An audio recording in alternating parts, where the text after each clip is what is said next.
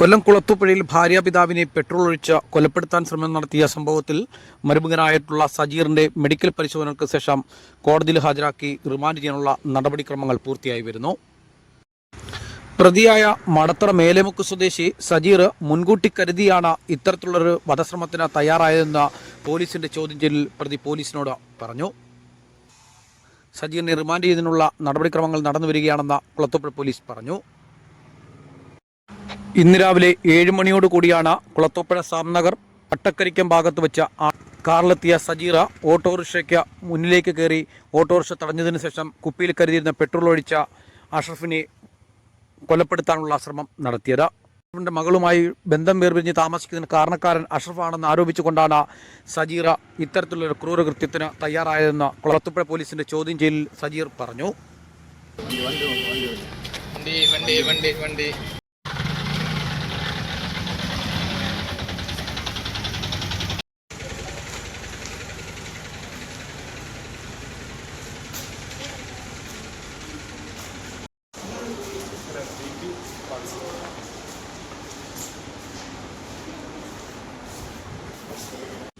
Kerala Thanima news Kulathupuzha.